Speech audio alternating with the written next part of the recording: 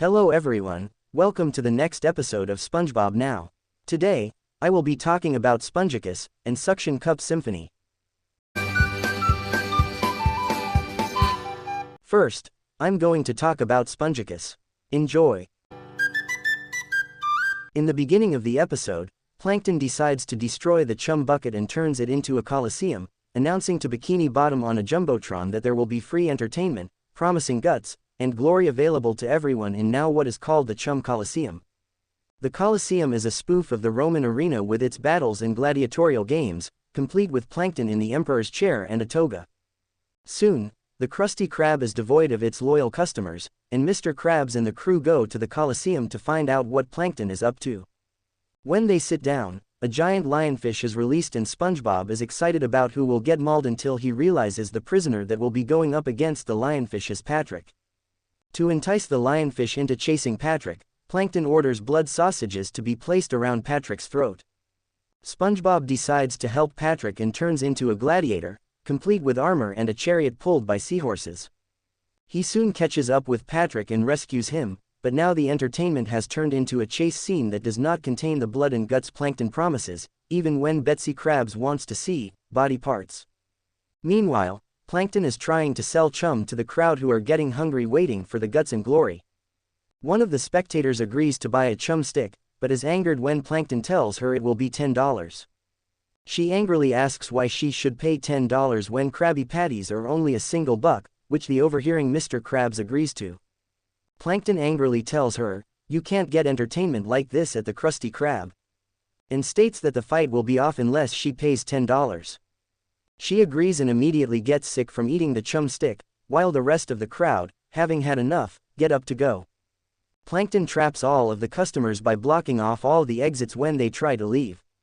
He claims to have waited 20 years to see the number of customers Mr. Krabs sees every day and demands everyone to sit back down and buy his chum. They sit back down grumbling and the entertainment continues. Going back to SpongeBob and Patrick, SpongeBob discovers that the lionfish is chasing the blood sausages around Patrick's neck, not him, after witnessing the lionfish eat a sausage that was thrown on the ground. He throws the rest of the blood sausages and they land in a pile on Plankton. He freaks out, now realizing the lionfish is charging towards him. He quickly escapes out of a secret door he had placed in the Coliseum, taunting the sea lion and calling it a prissy feline. The lionfish smashes through the wall and chases Plankton, who runs for his life. After Plankton's failed plans, the Krusty Krab is back in business, but Mr. Krabs has raised the price of a Krabby Patty from $1 to $10. When a customer complains about it, Mr. Krabs points to the lionfish and tells him he can talk it up with his new financial advisor. The scared customer then complies and orders the patty. Mr. Krabs, SpongeBob, Patrick, and Squidward laugh all together and then leave rather awkwardly one by one, as the episode ends with the lionfish roaring at the audience viewers. Next, I'm going to talk about Suction Cup Symphony. Enjoy! On one average day in Bikini Bottom, Squidward is practicing his clarinet while SpongeBob does some gardening. He thinks that Squidward went to an Italian restaurant called Mario's. Suddenly, SpongeBob notices two construction workers putting up a billboard. Thinking Squidward's music is flatulence, SpongeBob becomes too noisy to cover it up until Squidward alerts him to stop. Then, angry at the billboard workers, he discovers the Bikini Bottom Symphony Orchestra is holding a competition for an original score. Meanwhile, Patrick accidentally breaks his buttocks. SpongeBob decides he should see a doctor, but he does not have health insurance, so SpongeBob decides to bring the doctor to Patrick by acting as his doctor, who is making a house call. Squidward tries not to get distracted by SpongeBob's home doctoring and manages to finish it. After turning in his score, he earns an opportunity to conduct it with the orchestra.